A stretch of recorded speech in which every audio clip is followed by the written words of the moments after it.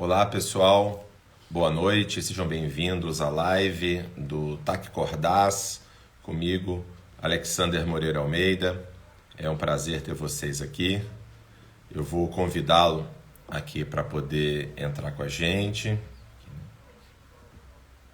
Só um minuto.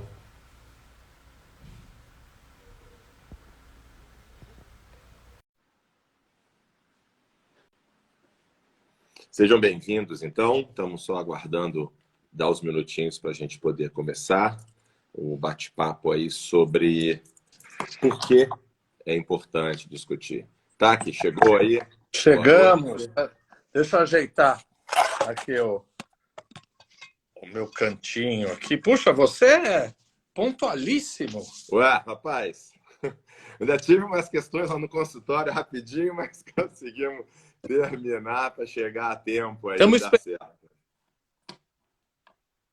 Vamos esperar entrar um pouquinho as pessoas, que eu tenho certeza que a repercussão do anúncio da nossa conversa foi fantástica. Muita gente quer falar, muita gente se interessa. Você sabe, né? Quando você vai dar aula, eu já vi as aulas que você dá, você lota anfiteatro, o pessoal ama as suas aulas, fica muito feliz. Obrigado.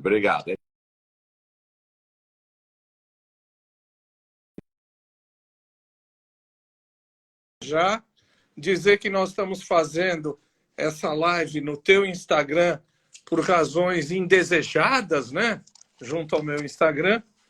Mas eu queria primeiro te agradecer. A gente não se vê há muito tempo. Tem um bom tempo. Né? Não vou dizer desde quando você era menino fazendo residência lá no HC, né? Mas algum tempo depois, você prontamente atendeu o meu convite. Muito obrigado. É um prazer, tá? É um prazer enorme. Inclusive, eu estava indo para São Paulo esse final de semana, fui para o congresso da ABP lá, simpósio de neurociência que nós coordenamos, espiritualidade e neurociência. E aí umas amigas minhas professoras aqui da endócrino da universidade foram assistir uma atividade sua esse final de semana lá em São Paulo, de transtornos alimentares, e gostaram muito. Parabéns. Bom, eu vou apresentar para vocês esse menino para mim, mas esse jovem colega, professor Alexander Moreira Almeida. O Alexander é professor de psiquiatria da Universidade Federal de Juiz de Fora. Você já ocupou cargos assim, no topo. Aí você já foi coordenador da seção de espiritualidade da Associação Mundial de Psiquiatria. Você já foi coordenador da seção de espiritualidade da Associação Brasileira de Psiquiatria. Você é autor de vários livros. Você foi muito gentil, me enviou um livro seu sobre espiritualidade e saúde mental, publicado pela Oxford. Né? Não é lá qualquer coisa, não. E você tem um vasto currículo, é considerado no Brasil, sem falsa modéstia, a pessoa que cientificamente mais entende desse assunto. Então, é uma honra minha tê-lo aqui. Tá, muito obrigado. Eu que agradeço muito. E se for das épocas do estudo de psiquiatria, eu fui seu residente no Ambulim, né, e aprendi muito e aprendi a admirar. Na realidade, inclusive, eu fiz o concurso professor titular aqui da universidade no final do mês passado. E moramos 30 anos desde que eu entrei na faculdade de medicina. Eu lembrei, quando eu era aluno de medicina, você deu um curso de neuropsiquiatria aqui em Juiz de Fora, esse é 95, 96, por ali assim. E eu fiquei encantado, porque você cobriu quase tudo, assim, eles tiraram o seu sangue, assim, você deu não sei quantas horas, cobriu uma quantidade enorme de áreas da psiquiatria. Eu estava querendo decidir o que eu ia fazer, e aquele seu curso me impactou muito. Então, eu queria agradecer, é uma honra estar aqui contigo. Nossa! E, Ale, desculpe, vou te chamar de Ale de vez em quando com o carinho que eu lhe tenho. Tá tranquilo. A gente sempre pergunta a tua trajetória, quer dizer, por que você foi fazer medicina, depois por que você optou por isso. E eu vou já começar dizendo que Alexander é por causa desse cara aqui, que escreveu Um Dia na Vida de Ivan Desinovich, ou que escreveu Arquipélago Gulag, Alexander Solzhenitsyn, não é isso? Isso, exatamente. Então conta aí, por que o papai homenageou o Solzhenitsyn, o que veio depois? Então, o Solzhenitsyn, ele tinha ganhado o Prêmio Nobel de Literatura, acho que foi um ano antes de eu nascer, nasci em 74, acho que em 73 ganhou o Nobel de Literatura. Meu pai sempre teve interesse na cultura russa, e aí eu tive a honra, né, de ter o nome do Solzhenitsyn. Inclusive, eu comecei até a me interessar mais recentemente de estudar, de ler o Arquipélago Gulag, ler outras obras do Solzhenitsyn, e fiquei muito impressionado. Oi? 70. 70. 70, né? Foi em 70, isso. Que ele ganhou o Nobel, pois é. E por sinal, inclusive, depois eu descobri o Solzhenitsyn teve um grande interesse na área de espiritualidade, explorações racionais da espiritualidade. Inclusive, ele chegou a ter ligação com a Fundação John Templeton, que trabalha sobre ciência e espiritualidade. Então, teve esse ponto aí em comum. Bom, mas o fato é que eu sou de Três Rios, estado do Rio de Janeiro. Eu vim para Juiz de Fora, Minas, para ser piloto da Força Aérea, piloto de caça da Força Aérea. Aí fiz o cursinho, fiz a prova, mas tomei pau no exame de vista. Eu tinha 0,25 de miopia, e aí não deixaram eu ser piloto. E aí eu fiquei sem saber o que ia fazer da vida, e pensei um monte de coisas. E pensei arquitetura, biologia, acabei fazendo medicina. E eu tenho muito isso. Eu fico com dúvida, mas quando eu decidi, aquilo vai. Aí eu decidi medicina. Na medicina mesmo, já na faculdade, eu comecei a me interessar por estudar aspectos na área medicina como um todo, mas também aspectos na área da ciência e na área também da espiritualidade. É um tema que começou a me interessar também. Como explorar cientificamente esse tema. Nos anos 90, quando eu fiz faculdade, quase você falava sobre isso academicamente. Começaram a pipocar alguns estudos, isso me interessou bastante. E depois, em 98, fui fazer a residência de psiquiatria lá na USP. Fiz a residência. Durante a residência, já fundamos um grupo de pesquisa de espiritualidade e saúde com o Lotufo Neto, com o Jorge Amaro, e na época um residente, que atualmente é professor na Universidade da Califórnia, Hyung Jin Cho. Montamos o NEPER, que era o Núcleo de Estudos de Espiritualidade. Depois fiz meu doutorado lá, depois estudando também saúde mental, de experiências espirituais. Depois fiz meu pós-doutorado na Duke University, nos Estados Unidos, com Harold Koenig, que é assim, o principal autor na área. E há 16 anos eu vim como professor aqui em Juiz de Fora, onde eu me formei, voltei como professor e fundamos o NUPES, o Núcleo de Pesquisa em Espiritualidade e Saúde, com uma quantidade grande de outros colegas que trabalham de diversas áreas e correntes filosóficas. E aí, há um mês, eu me tornei professor titular também aqui de psiquiatria da universidade. Então, bem resumidamente, é isso aí. Você deve ter convidado os amigos aí para comer um pãozinho de queijo, né? Para comemorar, então. Parabéns. Sim, com certeza, com certeza. Vamos começar algo que eu acho que... Eu já vi aulas suas, eu sei que você fala brilhantemente de algo que é absolutamente necessário para começar a discutir religiosidade, mas acho que não vai dar tempo da gente falar de monismo, dualismo, como é que o cérebro se relaciona com o corpo. Mas acho que a gente podia começar definindo, para as pessoas acompanharem, o que eu vou chamar de religião, o que eu vou chamar de religiosidade e o que eu vou chamar de espiritualidade. Excelente, Taki. Esse é um dos temas, assim, primeiro, muito polêmicos. Assim, os termos religião, religiosidade, espiritualidade foram mudando ao longo dos séculos, na realidade. Atualmente, ainda há uma série de discussões e variações, mas, em linhas gerais, a definição que nós defendemos e outros autores defendem é que espiritualidade seria a nossa relação com o transcendente, com uma dimensão que vai além dessa realidade material que nós vivemos. Por exemplo, pode ser Deus, deuses, ancestrais, espíritos. Basicamente, todas as tradições religiosas e espirituais da história da humanidade têm alguma relação com essa dimensão transcendente e, de um modo geral, essa dimensão transcendente é tida como a realidade última, a mais importante, portanto, sagrada. Então, a espiritualidade é o transcendente sagrado, e isso pode ou não acontecer dentro de uma comunidade que compartilha crenças e práticas ligadas ao sagrado, ao transcendente, que é a religião.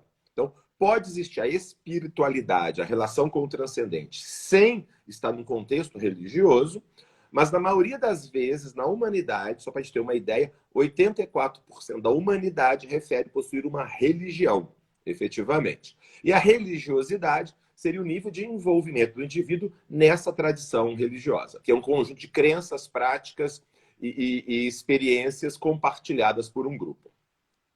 Quando o cara fala que eu sou católico não praticante, ele está falando da religião dele e da religiosidade. Eu acho esquisito isso, católico não praticante. Mas Isso, eu acho que sim. é, Isso.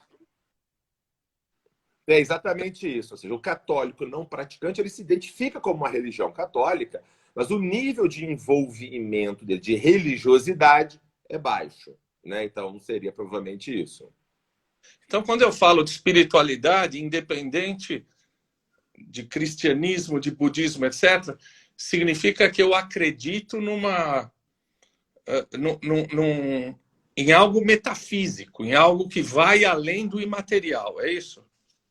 Isso, esse é o que uma grande parte dos pesquisadores, e nós estamos juntos, defendemos, tá? Porque há outros autores que têm uma definição ainda mais ampla de espiritualidade, que tem a ver com a ideia de sentido, de propósito, de bem-estar, de sensação de paz. Só qual que é o problema dessa definição? Ela é tão ampla que ela aborda quase qualquer coisa e ela acaba se misturando com conceitos de saúde mental, por exemplo, bem-estar, paz, que pode ser ou não consequência da espiritualidade, mas não pode ser a mesma coisa. Então nós preferimos uma definição um pouco mais robusta e mais coerente com o que as tradições, basicamente, como eu disse, toda a tradição espiritual que a gente conhece tem alguma relação com o transcendente. Né? Eu não conheço nenhuma grande tradição espiritual que não tenha essa noção do transcendente sagrado. Você tem razão, porque eu já ouvi também essa definição de espiritualidade ou do transcendente como algo relacionado, assim, eu sei que eu vou embora, mas existe a preservação da terra, existe a questão ecológica, existe, quer dizer, o transcendente não como a minha perpetuação, mas entender que o mundo se perpetua quando eu for embora. Aí já é bem mais amplo também, né? Uma coisa meio existencial. Então, existem pessoas que defendem que espiritualidade é isso também. Né? E como eu falei, eu acho que isso extrapola um pouco o que as pessoas normalmente entendem por espiritualidade, o que as tradições ao longo da história se referiram à espiritualidade. Não que isso não seja importante. Aí é outra questão. Nem tudo que é importante tem que ser espiritualidade, né? A conexão com a natureza, né? O sentido existencial, a conexão com os outros, são coisas muito importantes, mas não necessariamente seriam espiritualidade. Podem ser consequências da espiritualidade, mas não seriam a mesma coisa. Para isso a gente tem o termo de conexão ecológica, né? de conexão social, nós temos já termos para essas coisas. As pessoas falaram que está travando toda hora. Será que é o meu ou o seu? Pois é, eu não sei. Será que sou eu que estou travando ou é vocês? Eu vou colocar.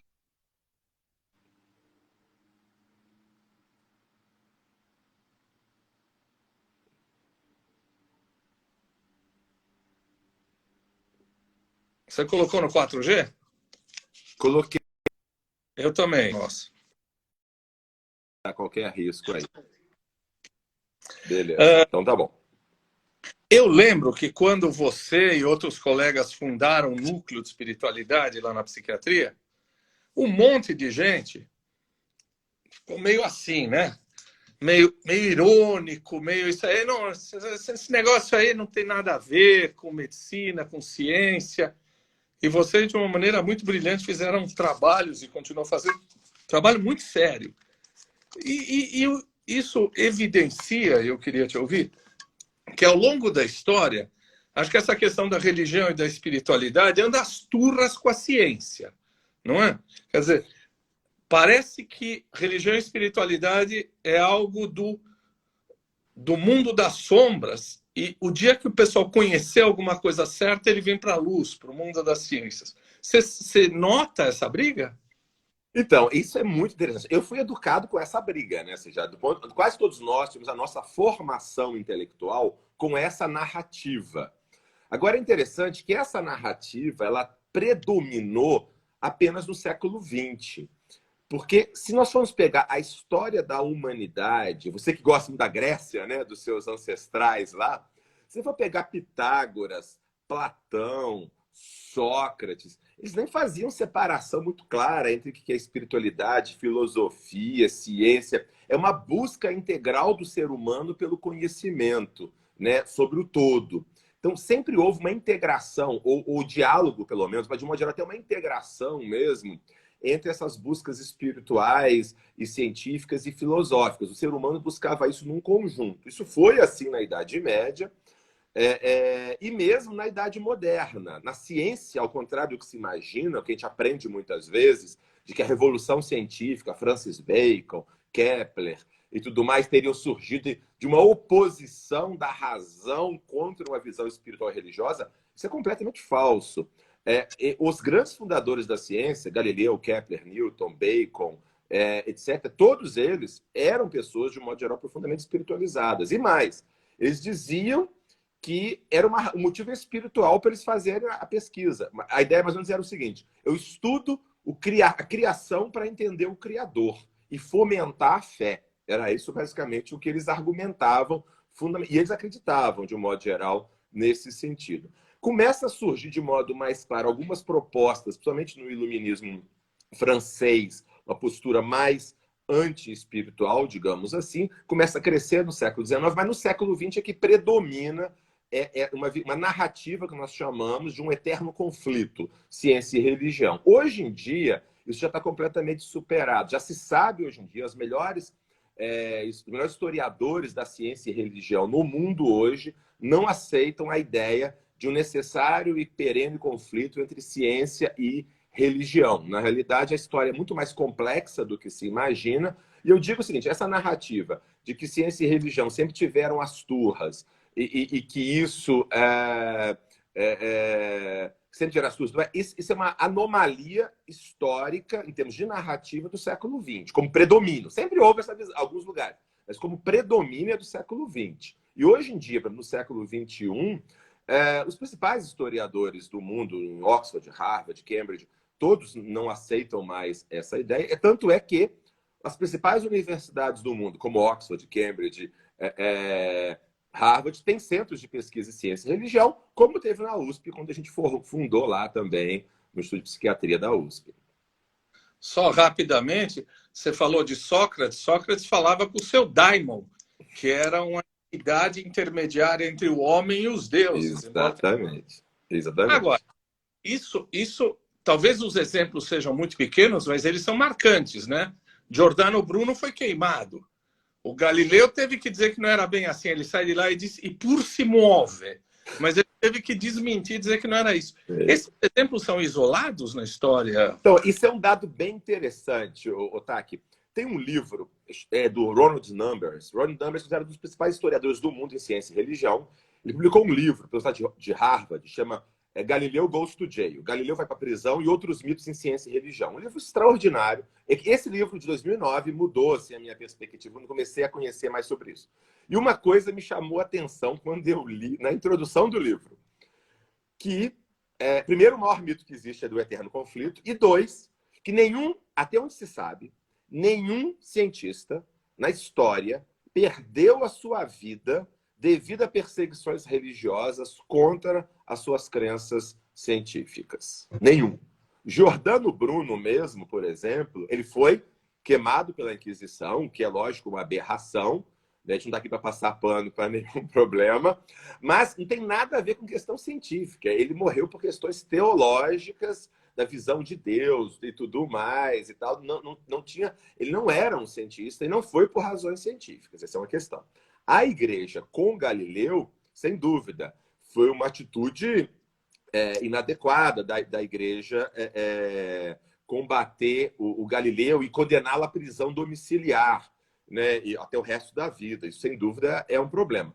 Mas, na realidade, na média, as relações são muito mais complexas e, na realidade, muitas vezes mais positivas do que a gente conhece. Por exemplo, só para dar algum exemplo, pegando até o caso da Igreja Católica mesmo, né? A teoria do Big Bang surgiu por um cosmólogo belga que é um padre, Georges Lemaitre.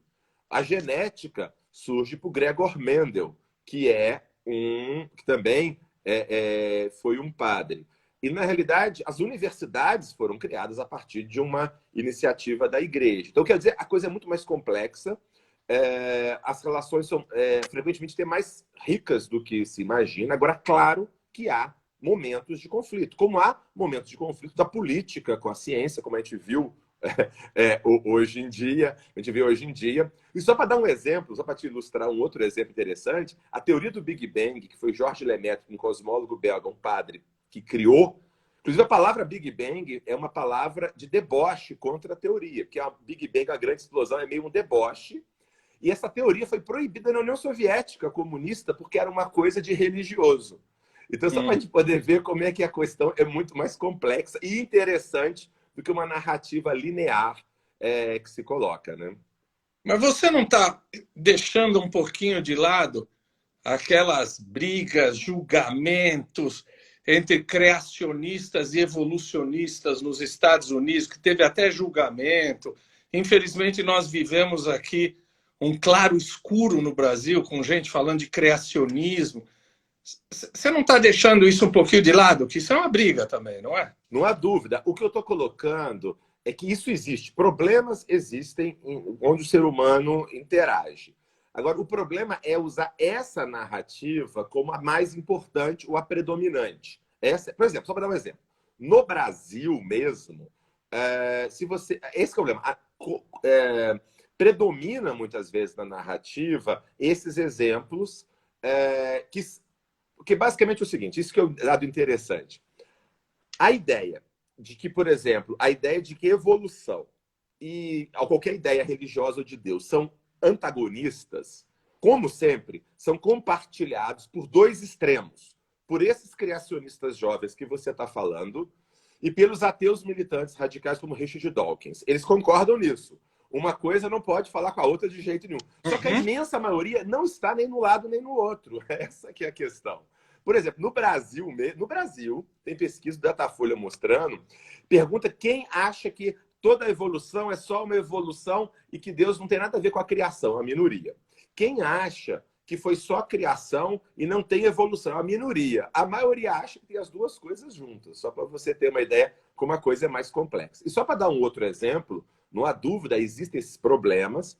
Inclusive, a ideia do criacionismo jovem é uma coisa recente, na realidade. Isso é uma coisa, basicamente, do início do século XX, essa noção do criacionismo jovem e essa briga toda. E só para dar um exemplo contrário a isso, o Francis Collins, que foi coordenador do projeto Genoma Humano, e até no final do ano passado presidiu o NIH, o Instituto Nacional de Saúde dos Estados Unidos, o maior projeto de pesquisa do mundo.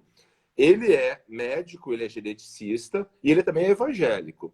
E ele tem uma fundação chamada Biologos, em que ele procura mostrar que não há oposição entre visão, mesmo cristã, bíblica, e o evolucionismo. Então, há discussões muito mais ricas e, mais uma vez, não se está negando que existem esses problemas. Agora, se coloca esses problemas na frente, muitas vezes, até porque são midiática, do que realmente a maior parte das pessoas, tanto no mundo real quanto na academia, estão realmente trabalhando. Tem um amigo aqui nosso que faz uma pergunta, não sei se eu vou entender. Ele diz assim, a teoria de que a religião foi criada para darmos sentido à vida é atual. Eu fico pensando naquela história do Feuerbach, que diz que não foi o homem que criou, que Deus criou homens, o homem criou Deus como uma necessidade, né? E aí vai para Feuerbach, Marx. É mais ou menos isso que você está querendo falar? Então, Feuerbach é um dos pais dessa ideia que foi absorvida por Freud, por Marx, por Nietzsche e vários outros, né? De que a religião surge da necessidade do ser humano de dar sentido a um mundo que não tem sentido, que é caótico, etc. e tal. Então, essa é a proposta que ele fez. Né? Naturalmente, muitas outras pessoas discordam, por exemplo, podem colocar que a ideia de Deus e tudo mais, ela possa ser fruto de uma percepção real de que exista um sentido transcendente mais profundo na vida e que sempre existiu. Então, eu não acho, naturalmente, que a ciência vai provar se existe Deus ou não, mas eu acho que a discussão racional sobre a existência de Deus também é possível. A ideia do Feuerbach, ele não apresenta nenhuma prova, nenhuma evidência nesse sentido. Na realidade, é uma proposta que ele faz e que vários autores assumem, mas que parte do pressuposto já que Deus não existe. Já que Deus não existe, por que será que as pessoas acreditam nisso? Né? Então, acho que é basicamente isso. Sem dúvida, foi Feuerbach que trouxe essa ideia. Agora a questão é que a gente não sabe, efetivamente, do ponto de vista científico, né? Não tem como afirmar que é isso que é a origem da crença. E há situações que até questionam isso, porque também, por exemplo, ao mesmo tempo que a religião, a visão espiritual, ela traz um certo conforto, ela traz uma certa série de cobranças, de exigências éticas, de mudanças, de uma série de questões que não são tão confortáveis assim. Assim como também, por exemplo, a teoria de que a religião é o grito, é o suspiro do oprimido e tudo mais. Enquanto, primeiro, não há evidências de que as pessoas com menos escolaridade ou instrução são menos religiosas. Não existe essa evidência. E, na realidade, muitos criadores das principais religiões, muitas vezes, eles eram príncipes, como Buda, por exemplo, ou até mesmo Moisés e vários outros. Ou seja, na realidade, a questão é bem mais complexa.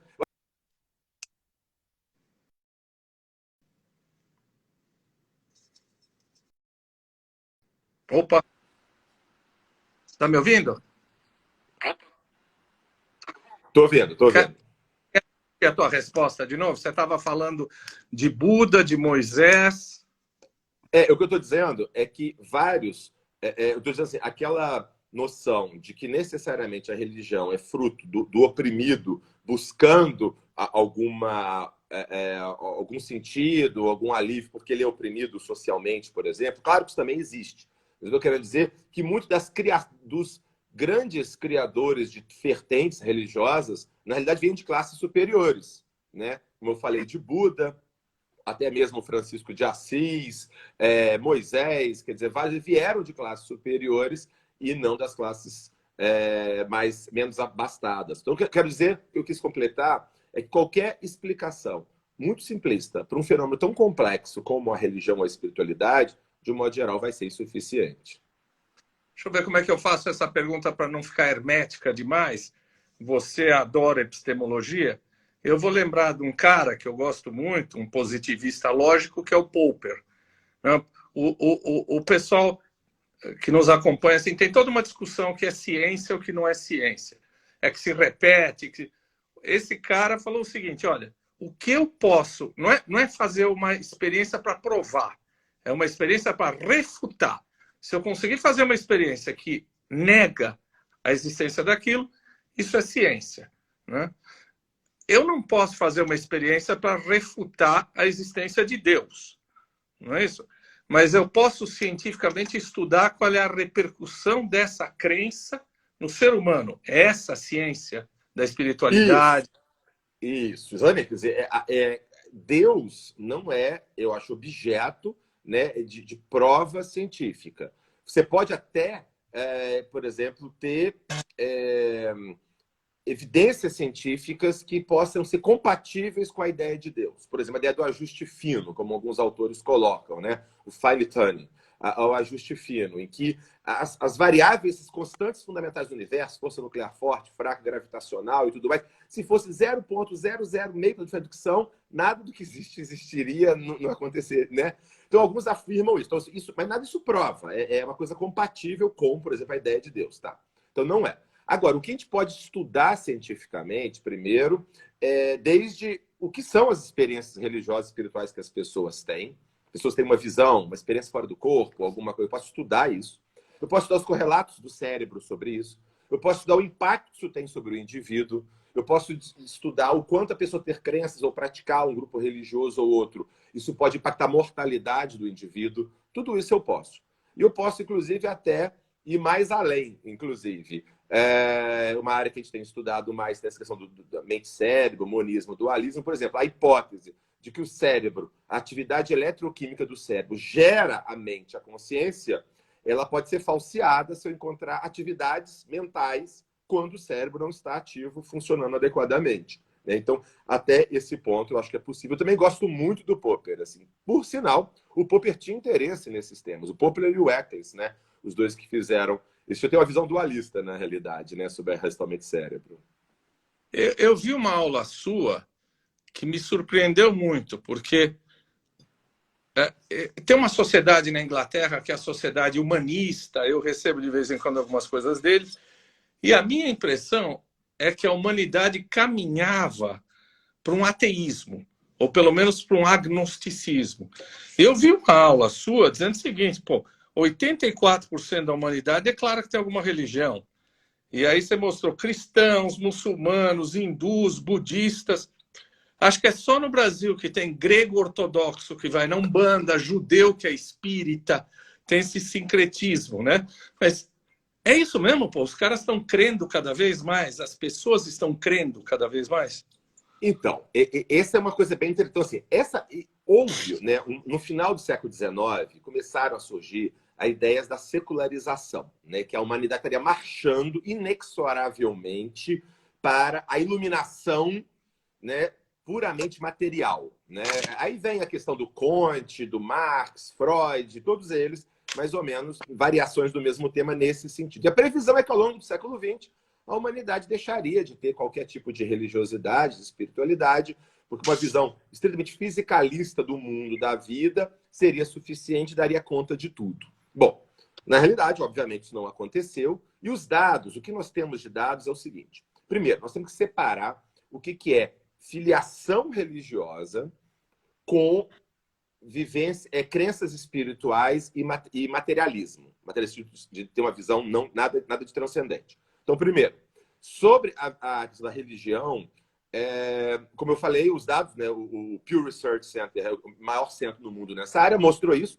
80% da humanidade tem uma religião e está aumentando, na realidade. Já está aumentando. Os dois grupos que estão caindo nas últimas décadas e devem continuar caindo é budista e os sem religião. Esses grupos estão caindo e porque tem um aumento grande do grupo com religião, especialmente, parece que na China, apesar da perseguição que existe lá, e também na África. Isso está aumentando bastante. Em alguns países da Europa, especialmente da Europa Ocidental e da América do Norte, tem havido uma diminuição da filiação religiosa.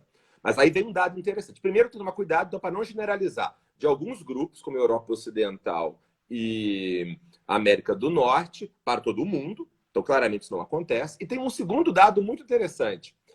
Não é porque as pessoas estão tendo menor envolvimento com religião, mesmo na Europa Ocidental, que as pessoas tenham menos crenças de alguma forma transcendentes, espirituais ou até mesmo paranormais. Tem um livro chamado O Mito do Desencantamento, do Jason Storm, a gente até publicou uma resenha sobre ele, é um cara muito interessante, em que ele mostra que as crenças, por exemplo, em ancestrais, crenças em telepatia, crenças em experiência fora do corpo, na Europa, na Europa Ocidental, que é bem menos religiosa, é do mesmo nível que dos Estados Unidos, que é bem mais religioso. Então, as pessoas, às vezes, saem de uma filiação religiosa mais convencional, mas não necessariamente elas perdem totalmente a sua espiritualidade do transcendente. Então, é preciso separar esses vários departamentos. Mas, de qualquer forma, é exatamente isso. É aquela previsão. Só para dar uma ideia, no Brasil hoje, segundo o Datafolha, agora de junho, os sem religião no Brasil são 12%, tá? 12%. Mas entre os 12% sem religião, que não acreditam em Deus, são 10% dos 12%. Ou seja, 1% dos brasileiros, na realidade, não acreditam em Deus. Então para mostrar, ou seja, como apesar de todas essas mudanças, essa noção do transcendente continua muito forte. Você sabe que durante muitos anos eu me declarei agnóstico, mas depois eu percebi o seguinte, que agnóstico é o ateu com cagaço. Ele tem medo de dizer que ele é ateu, então ele fala que é agnóstico. Eu há alguns anos, fui para a Rússia, né? E uma das coisas que mais me surpreendeu, em São Petersburgo, na catedral, eles transformaram até a família Romanov, que foi fuzilada, né, pelos comunistas em 17, em santos. Né? Todo mundo virou santo. Né? E alguns anos depois eu fui ver uma aula sua, falei, pô, isso mesmo. Desde 1917, com a Revolução de Outubro, e 70 anos seguidos aí, na União Soviética a religião foi proibida. Bastou dar uma liberada que os caras explodiram. Eu fui num lugar perto de Moscou que chama o Círculo Dourado, não sei o que, só tem mosteiros. Quer dizer, impor uma não religiosidade no canetaço é inútil, né? Eles tentaram. Pois essa que era a questão, por exemplo. Havia uma teoria de que a religião ela era fruto da transmissão social, pura e simplesmente, ou de falta de instrução, falta de escolaridade, ou carências sociais, materiais, basicamente isso. E aí, o que a União Soviética fez? Fez um grande experimento social. Vamos acabar com isso.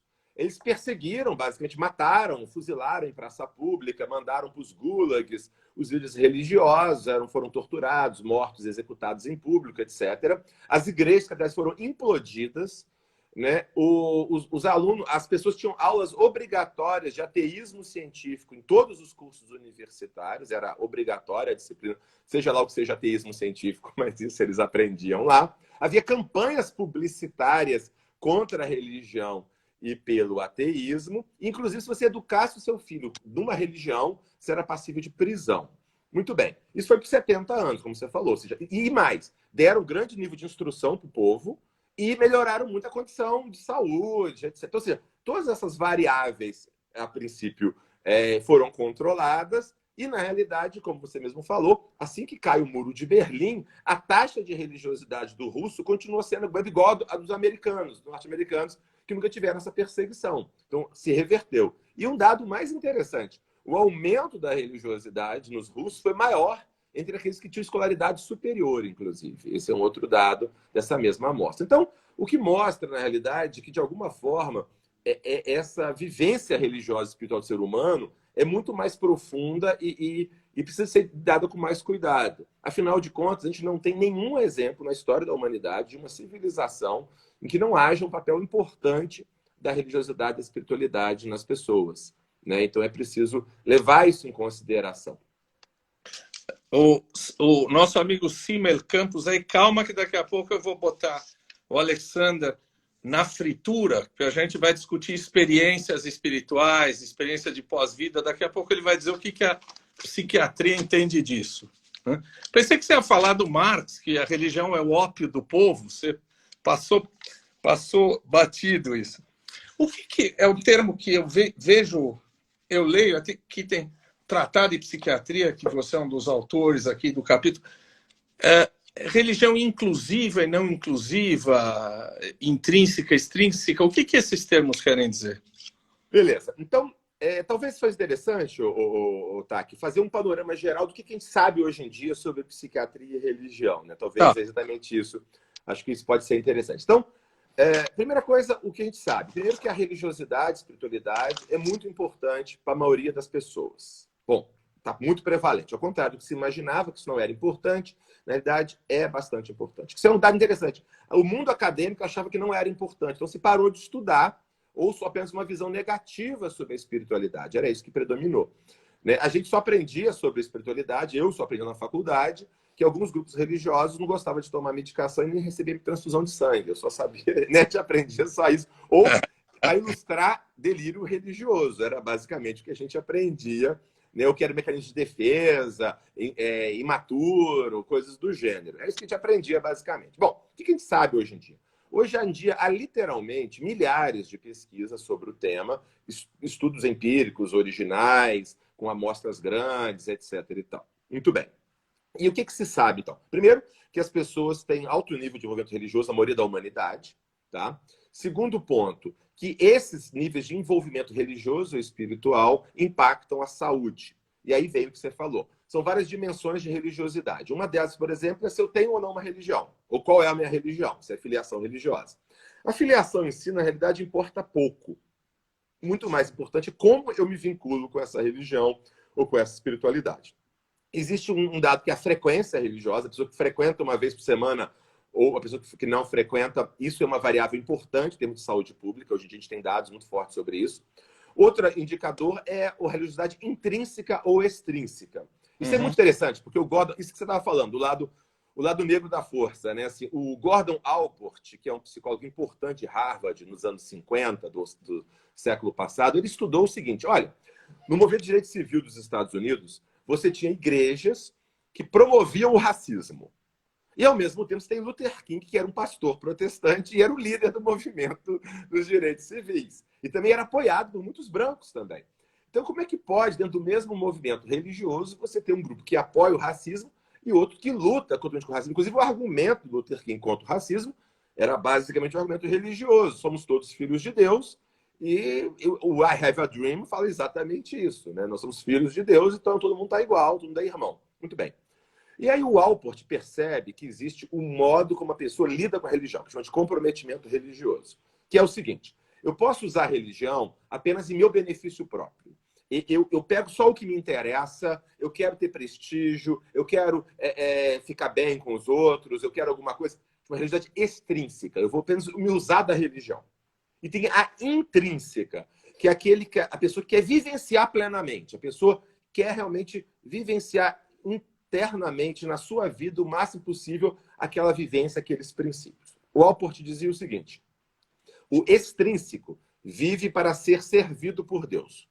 O intrínseco vive para servir a Deus. Essas são as duas ideias básicas. E o mais interessante é que aquele indivíduo que busca, que vai na religião só para pegar benefícios, é o que não tem os benefícios. Esse indivíduo tem mais intolerância, tem mais ansiedade, tem mais outros problemas. O intrínseco, aquele que vai não para buscar benefícios, mas para vivenciá-la plenamente, este tende a ter muito dos indícios como menor nível de depressão, menos suicídio, etc. Então, essas são algumas variáveis. E aí, em linhas gerais, os estudos mais consistentes, o que eu vou dizer aqui, para cada coisa que eu vou falar agora, tem pelo menos algumas centenas de estudos investigando.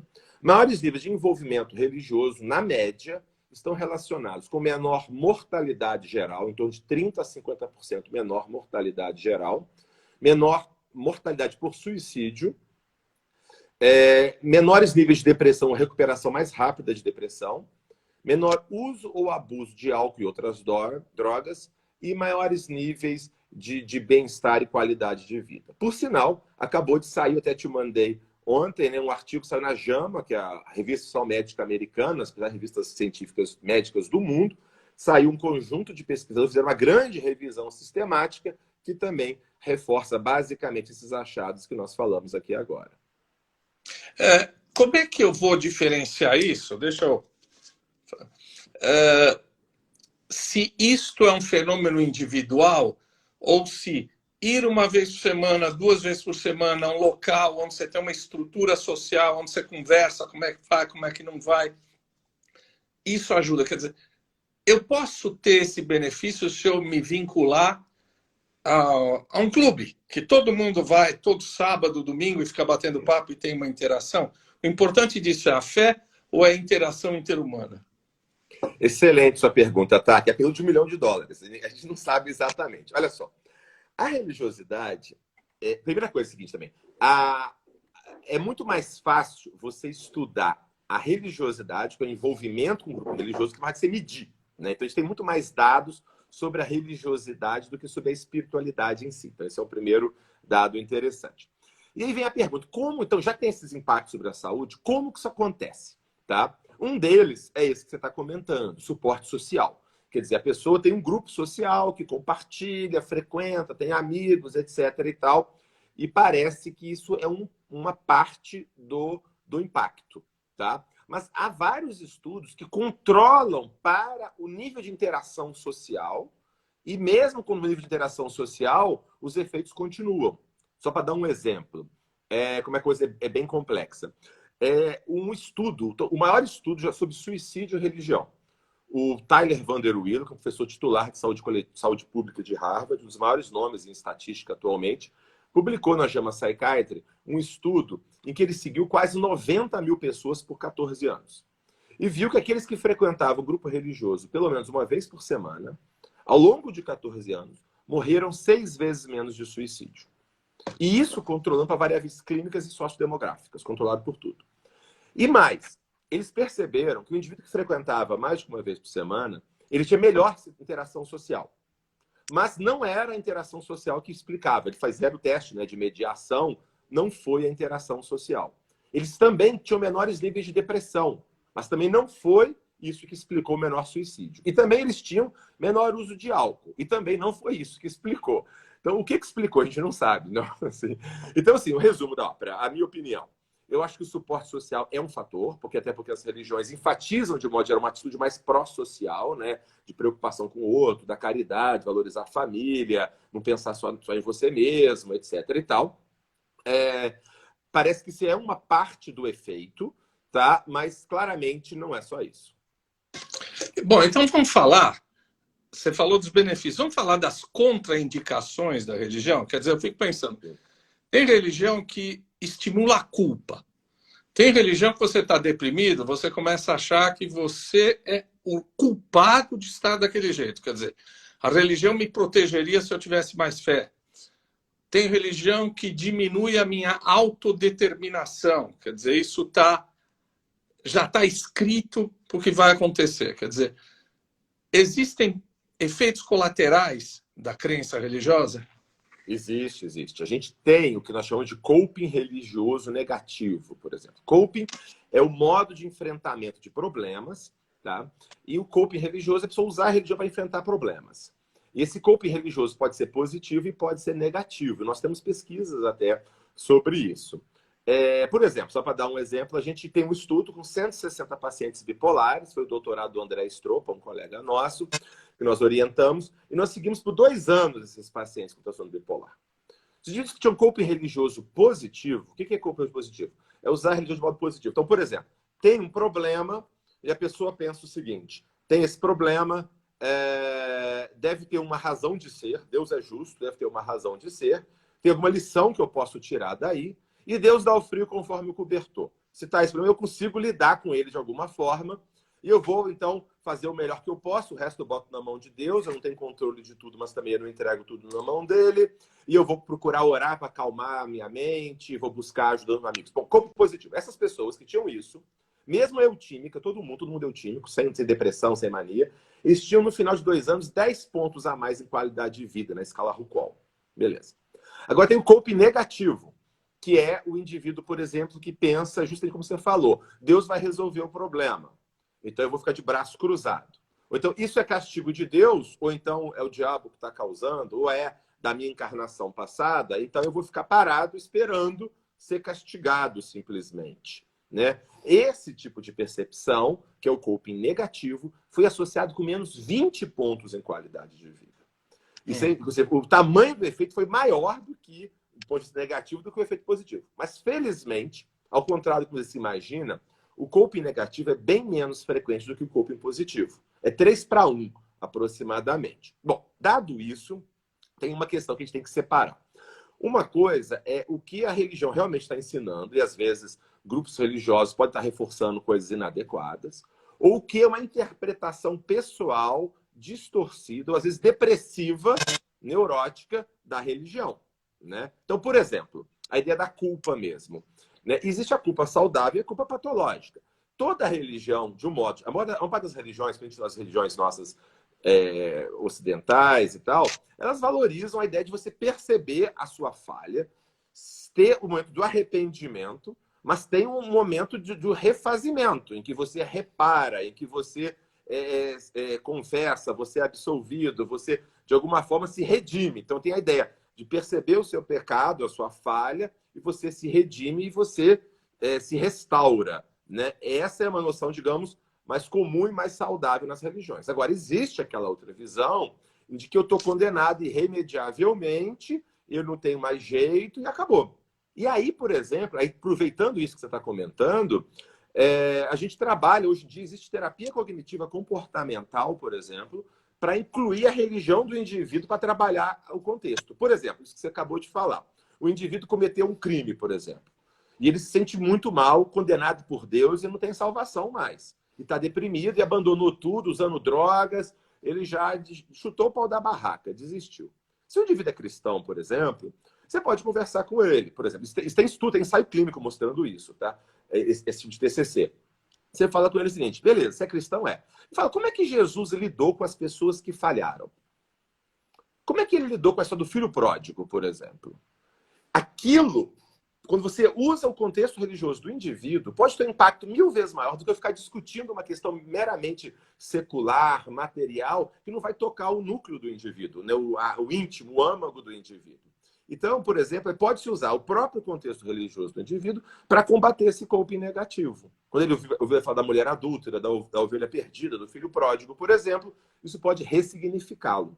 Então, um resumo é isso. Assim, não há dúvida, há usos negativos, como eu falei, de passividade, para justificar a opressão, para poder justificar o comodismo neurótico numa certa situação. Mas isso, infelizmente, Netak, as pessoas usam a ciência para isso também. Eu sou assim porque a minha genética falou que eu sou desse jeito. Não é verdade? É o sangue. Quer dizer, todo mundo tem. Eu tenho falta de tal substância no cérebro, então, portanto, eu ajo desta forma, né? Assim, então, o mau uso, né? Ou o auto-engano, ou o uso como desculpa das coisas, infelizmente, isso existe muito em todas as áreas, né? Vamos falar um negócio que é fascinante, muita gente pergunta, que são aquelas experiências de quase morte. Obviamente, como cientista, você não pode dizer metafisicamente o que é, você pode dizer o que o cara te relata.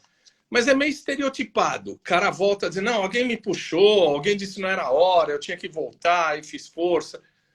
O que existe de científico nessas experiências de quase morte? Muito bom, Taki. Interessante que as experiências de quase morte são uma das experiências espirituais mais estudadas do mundo na atualidade. Basicamente, isso começou com um psiquiatra e filósofo americano, Raymond Moody Jr. Ele tinha interesse, inclusive, em Sócrates e tudo mais, porque, inclusive, Platão descreve uma EQM. O soldado ele descreve uma EQM, inclusive, na República. O Platão descreve. Então, a experiência de quase morte é uma experiência que sempre existiu. Tá? Tem um autor, Gregor Sussman, um alemão, publicou recentemente uma análise de várias culturas, mostrando que isso sempre existiu. O que é basicamente a experiência de quase morte? São as pessoas que estão em situações de risco de vida muito grave, doenças muito graves, ou até hoje em dia em parada cardíaca. Antes não tinha parada cardíaca, em parada cardíaca morria. Né? Hoje em dia a gente consegue ressuscitar os indivíduos. Mas a questão, em situações clínicas muito graves, o indivíduo refere, na média, claro que isso varia, ele refere, por exemplo, pode estar saindo do corpo, que está tendo uma visão panorâmica de tudo que aconteceu na vida dele, ele pode ver seres de luz, ele pode falar que está vendo o que está acontecendo ali em torno do corpo dele, ele pode falar que tem um ponto de não retorno, que se ele for, ele não volta, e depois ele volta. E durante esse momento, ele parece que entendeu a vida, teve um senso noético, assim, de agora eu entendi, teve um insight sobre a vida, etc e tal, e depois a pessoa volta. Muito bem. Então, isso a gente sabe que acontece, tá? A gente sabe, por exemplo, em paradas cardíacas, quando o paciente volta, em média, 12% dos pacientes têm isso. Bom, isso é o que a gente sabe isso. A gente sabe também que essas pessoas que têm essas vivências, elas tendem a ter um impacto existencial a partir delas. Quando elas têm, inclusive tem um estudo muito interessante da Lancet, do Pim van Lommel, em que ele fez o seguinte, ele seguiu na Holanda centenas de pessoas que tiveram parada cardíaca e voltaram, é um cardiologista, e voltaram, e comparou pessoas que voltaram tendo EQM e quem voltou sem ter EQM. Porque, claro, só você morrer e voltar já deve impactar o indivíduo, né? Então ele comparou se ter isso, e a EQM em cima faria diferença, e faz diferença. E seguiu até por 8 anos essas pessoas. Os indivíduos, quando tiveram a EQM, eles têm mais senso de veracidade da experiência que eles tiveram, mais crença de vida após a morte, maior espiritualidade, menos uma visão mais altruísta, etc. Isso tudo aconteceu. Tá. Então, esse é um dado, impacta o indivíduo de um modo geral, e eles têm uma sensação de certeza, de que aquilo ali realmente aconteceu, que não era alucinação. É diferente de um paciente que está numa UTI, está em um estado confusional, um delírio. Uhum. Quando ele volta, ou ele não lembra de nada, ou ele fala, pô, eu estava completamente viajando ali naquela hora. Diferente da clareza mental e da certeza posterior que o paciente com EQM tem. Bom, essa é uma coisa. E tem uma outra questão. Esse núcleo de vivência de EQM, alguns falam, mas isso é fruto do medo da morte, do contexto cultural que o indivíduo tem, da hipóxia, uso de medicação e tal. Os estudos mostram, na realidade, que essa experiência acontece da pessoa que tem religião, quem não tem religião, não tem relação com o medo da morte, não tem relação com o número de medicações que utilizou, o tempo de hipóxia, nenhuma dessas variáveis explicaram. Então, é basicamente isso. E tem um outro dado muito interessante. Teve umas pesquisas feitas nos Estados Unidos e na Europa, em que eles avaliaram a qualidade da memória. Existem escalas para a qualidade da memória. Então, por exemplo, quando é uma memória real, eu tenho várias outras características dentro da memória em si. Eu lembro do tato, ou eu lembro de outros contextos em volta, tem outros detalhes da memória. E tem a escala que avalia a memória. E eles avaliaram a memória alegada, a memória de EQM, do que a pessoa vivenciou, da memória de um fato real da vida do cara, e uma memória fantasiosa. A memória da EQM pontuou para a veracidade mais do que a memória de um fato real que o indivíduo teve efetivamente. Bom, então isso basicamente é o que nós temos de EQM. E tem a questão mais desafiadora ainda, que a gente pode conversar, que são pessoas que fazem relatos de coisas que aconteceram quando ele estava em parada cardíaca, quando o cérebro não estava funcionando. E esses relatos depois são confirmados. Então, esse aqui é um dos mais desafiadores sobre o que seria a EQM. Quer dizer, o cara conta para você que eu vi você fazer isso, você fazer aquilo, enquanto eu estava na mesa ali parado. É isso que ele faz? Isso. Por exemplo, esse artigo que eu falei, publicado na Lancet, do Pim Van Lommel, eu conto um caso muito interessante. O cara teve uma parada cardíaca na rua, lá na Holanda. Uma parada cardíaca. O cara chega morto no hospital. Midríase fixa, cianótico, parado. Ok? E fazem processo de reanimação no indivíduo. E o indivíduo continuava em midríase e parado, cianótico. Eles tentaram reanimar por 30 minutos o indivíduo. No final ele volta. Volta à circulação espontânea. Ok? Aí detalhe, a gente sabe que numa parada cardíaca, a gente sabe que o cérebro, né? É claro, tá, que você sabe, estou falando para o nosso público, o cérebro depende de suprimento contínuo de oxigênio e glicose. Ele não tem reserva nenhuma. É igual uma casa sem caixa d'água. Acabou a água na rua, não tem mais água em casa. O cérebro é a mesma coisa. Ele não tem caixa d'água, não tem reserva. Então, quando para de seguir oxigênio de sangue para o cérebro, com oxigênio e glicose, o cérebro fica isoelétrico em poucos segundos, basicamente. Em 20, 30, 40 segundos, o cérebro fica basicamente isoelétrico. Aquele padrão de funcionamento dele desaparece. E aí a gente considera que não tem atividade cerebral. Muito bem. E aí o indivíduo teve tudo isso, aí ele voltou, o coração dele voltou e tudo mais, também continuou inconsciente, claro, depois disso tudo. Mas depois ele foi para a UTI e tudo mais, e aí uma semana depois, o indivíduo estava lúcido. Aí chega uma enfermeira, num plantão chega uma enfermeira. Ele fala para a enfermeira, você sabe onde está minha dentadura? A enfermeira, como assim? Você estava lá quando eu cheguei. Quando eu cheguei, eu me vi de cima, vi você, vi o médico. Você, quando for me entubar, você tirou minha dentadura, botou numa gaveta, num carrinho cheio de uns potes, um carrinho de parada, numa carrinho cheio de uns potes, e você, então, que sabe onde está minha dentadura, onde você colocou isso. E ele ainda comenta, e eu vi vocês conversando, inclusive que vocês estavam querendo desistir de me reanimar. E eu, desesperado, gritando com vocês, não para, não para, não para. E a enfermeira ficou assustadíssima, porque ela estava ali, e de fato tinha acontecido tudo isso, no momento que o cara estava em midríase fixa e em parada cardíaca. Então, isso tudo aconteceu neste período. Então, esse é o caso chamado de alegadas percepções verídicas. Há relatos, há algumas dezenas de relatos nesse sentido, que têm sido estudados nesse sentido. E isso é um exemplo de que questiona um pouco, seria uma ideia de um dos falseamentos, por exemplo, de que a consciência, que a atividade mental, a consciência, seria apenas atividade química elétrica cerebral. Você estaria falseando isso. Teria um cérebro não funcionante e a consciência ativa e descrevendo coisas verificáveis. Daí vem aquele exemplo que talvez o cérebro não produza isso. Ele seja só a televisão que retransmite alguma outra coisa. Quer dizer, isso. É o cérebro que está produzindo isso. Ele só está retransmitindo alguma coisa que vem de outro lugar. Essa é a hipótese? Isso, exatamente. Quer dizer, nós temos basicamente, como você colocou, né, Taki, duas grandes visões, desde Grécia Antiga também, sobre a relação da mente com o cérebro. Né? Um grupo, que nós chamamos de fisicalismo, em que o cérebro, a atividade química do cérebro, gera consciência. Acabou isso, acabou a atividade, acaba a consciência, ponto final. Existe uma outra perspectiva de que a consciência pode ser uma coisa além do cérebro. Inclusive, alguns autores propõem, a gente defende isso também, um naturalismo expandido, ou seja, a natureza ela pode ser mais do que só as partículas e forças físicas. Pode existir um outro elemento fundamental da natureza, que é a consciência. A mente, a consciência pode ser um outro elemento base da natureza. É natureza, só que é um outro aspecto da natureza. Muito bem. E aí, qual é a ideia? A ideia é de que o cérebro ele não produziria a consciência, mas seria um instrumento, um filtro para a manifestação da mente. Né? Por exemplo, as pessoas estão vendo a gente agora no celular, ou no computador, ou na televisão. Alguns podem achar que a gente está dentro da televisão, mas obviamente a gente não está. Né? É apenas um instrumento para nos perceber. E se eu lesar o aparelho, vocês não vão conseguir me ver, não vão me ver direito. Mas isso não prova que eu estou ou o aparelho é a causa última de mim ou do TAC. Exato. Uma das coisas que mais... Eu vou avançar uns 5 minutos, que o povo aqui está delirando, aplaudindo você de pé. Obrigado. Coisas que mais me deixa surpreso, e eu já tive situações onde eu falei, cara, não sei explicar isso.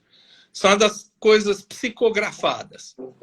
Quer dizer, o cara não conhece você, nunca te viu na vida, ele te chama e diz assim, ó, recebi alguém que mandou isso, inclusive conta detalhes da sua vida que ninguém tinha conhecimento. Aí um outro cara, a 1000 quilômetros, faz uma outra carta para você dizendo os mesmos detalhes, não sei o quê. Como é que a gente entende? Como é que a ciência, ou não entende? Como é que a ciência entende essa coisa das cartas, do psicografado? Então, tem várias possíveis explicações para isso. Né? Uma é a fraude. Né? Infelizmente, a gente sabe que tem casos acontecendo, saiu até na TV recentemente, um caso nesse sentido, né? Em que eu posso muito bem nas suas redes sociais pegar informação sua, da sua família e tudo mais, e criar toda uma história que eu sou seu parente e buscar isso. Então pode existir a fraude, tá? Consciente, uma fraude consciente. Eu busco informações e fraudo, isso é uma coisa. Existe uma fraude inconsciente. Eu posso ter as informações no meu inconsciente, chamado criptomnésia, e num estado de transe, eu acesso isso sem ter consciência disso e expresso como se fosse uma outra personalidade. Chamado de fraude inconsciente. Existe esse aspecto. Essas são as duas explicações. E existe outra coisa, que é uma coisa do casual. Eu falo um monte de coisa genérica e a pessoa está enlutada, está sofrendo e ela acredita naquilo ali. Essas são as explicações convencionais, digamos assim, para esses fenômenos. Eu acho que elas explicam uma parte dos fenômenos.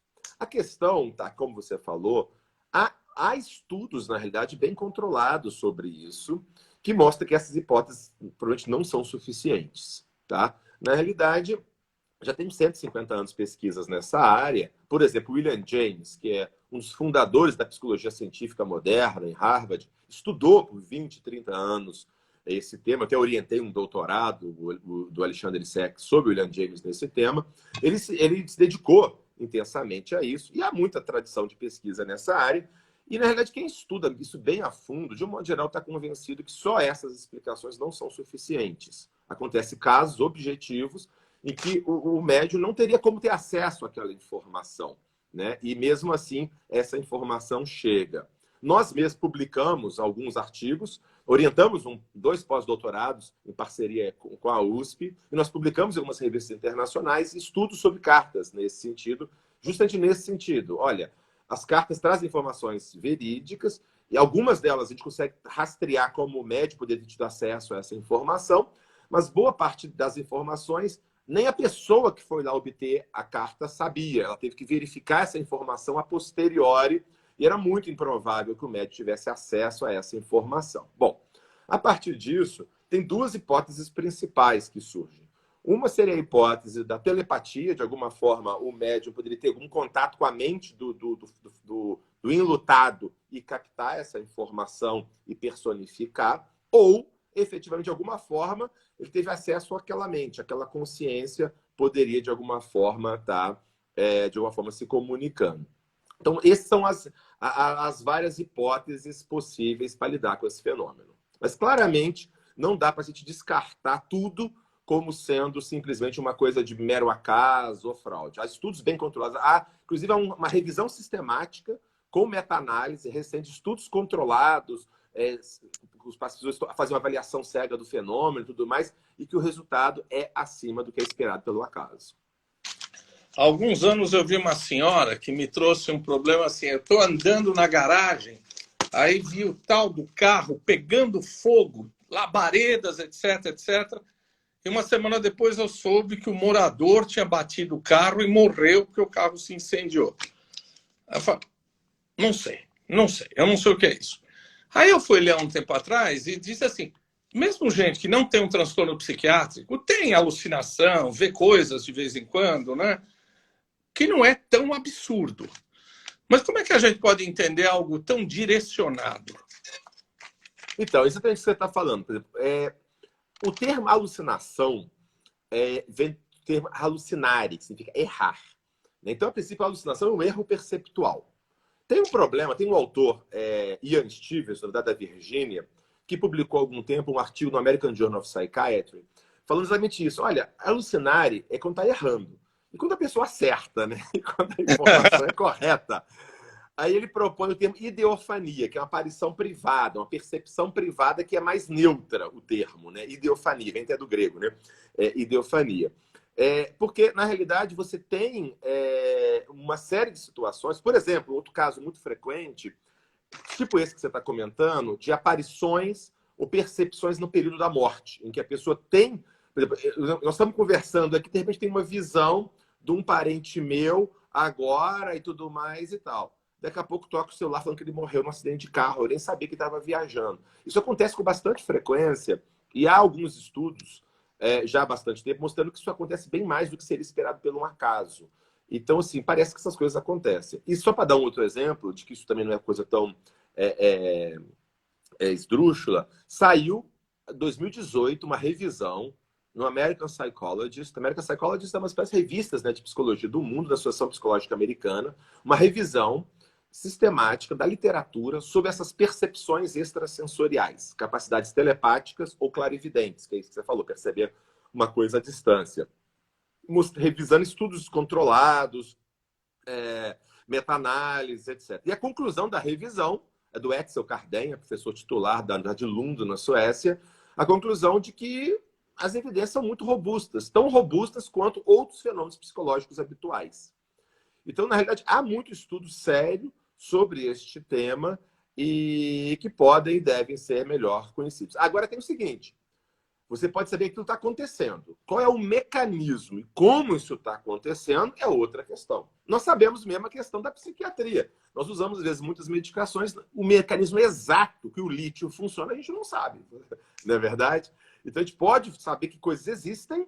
Por exemplo, quando Mendel falou do gene, ele não tinha a menor noção do que era um DNA, uma dupla hélice, ele não tinha a menor noção do que era isso. Olha, existe esse negócio aqui que eu estou chamando de gene, que leva a informação, assim, como isso acontece, às vezes a gente não sabe. Então é a mesma coisa, eu acho que o mecanismo da questão da percepção extrasensorial, ou essa experiência fora do corpo, os relatos, assim, os estudos são muito sugestivos da existência deles, apontam para a questão. O que não pode existir, Otaki, eu acho, é uma postura dogmática. Dogmática de um lado ou de outro. Tem que lembrar que existem, infelizmente, existem os dogmáticos religiosos, existem os chamados céticos dogmáticos. O que é uma aberração, né? Porque ceticismo, em tese, seria suspensão do juízo. E não uma certeza absoluta, né? Os chamados céticos hoje em dia têm certeza que nada disso existe, não sei o que lá. Pô, mas que ceticismo é esse, né? Então, eu acho que a gente tem que ter uma abertura e rigor. Eu acho que é isso que torna o conhecimento, a busca científica divertida e interessante, né? Assim, a gente tem menos tanta certeza, mais abertura, humildade intelectual, mas não quer dizer que com isso eu aceito qualquer negócio. Pelo contrário, tem que unir o rigor intenso e uma abertura e uma coragem e humildade intelectual ao mesmo tempo. Bom, eu acho que mais de uma pessoa falou assim... Convido o Alexandre para continuar batendo papo mais uma vez. O pessoal está adorando. Então, eu tinha um monte de coisa aqui, mas, pô, você tem família, você tem coisa para fazer aí. Da gente discutir depois jejum religioso, meditação, confissão, perdão, fenômenos de exorcismo, incorporação, tem um monte de coisa aqui. Vamos, assim, de público e você prometer, assim, para todo mundo que está te admirando aqui, que depois a gente bate papo e daqui a um mês e pouco a gente segue nessa conversa. Você topa isso? Claro, Taki. Vai ser um prazer enorme assim, estar contigo. Assim, um bate-papo espetacular aí que a gente teve. Quem quiser conhecer mais também, a gente tem um canal no YouTube. Posso fazer a propaganda do canal do nosso... Então, o nosso grupo de pesquisa, que é o NUPES, né? Núcleo de Pesquisa, Espiritualidade e Saúde da UFJF, Universidade Federal de Juiz de Fora, tem um canal no YouTube chamado TV NUPES, com N de navio, TV NUPES. Tem mais de 300 vídeos de muitos dos melhores autores no mundo na área de filosofia, filosofia, física, história, psiquiatria, neurologia, neurociência. São 80 autores de 13 países, assim, dos mais diversos temas. Então, quem quiser também conhecer um pouco mais, tem o canal da TV NUPES e a gente também tem as nossas redes sociais, que a gente está sempre publicando pesquisas novas a esse respeito. Mas tá aqui, vai ser um prazer enorme estar contigo. Quando você quiser, estou à disposição. Esse canal vale muito a pena. Você vai ver várias aulas do Alexander. Eu assisti várias aulas de discussão de monismo, dualismo. Vocês têm aulas de filosofia. O canal é maravilhoso, maravilhoso. Meu amigo, você sabe salvar a live? Não sei não, rapaz. Você tem que me ensinar, hein? Que isso? Sabe, né? Não sei, mas eu posso descobrir. Eu descubro. A hora que você desligar, ele vai perguntar se você quer salvar, se você quer... Pô, meu, pelo amor de Deus, essa live que você deu hoje é para deixar... Não, eu vou descobrir como é que eu salvo. Fica tranquilo. Tá bom. Super obrigado e depois a gente fala no privado para marcar a nossa volta. Obrigado. Gente, muito obrigado também a todo mundo aí que está aí nos assistindo. Tá, que foi ótimo. Obrigadão mesmo, hein? Um abraço. Obrigado. Desliga e salva aí, pelo amor de Deus. Tá, vamos lá. Vamos fazer isso aí. Falou. Falou. Pelo amor de Deus.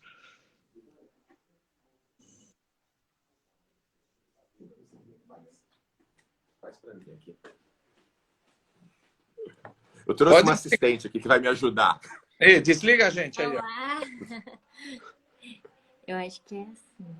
Pronto.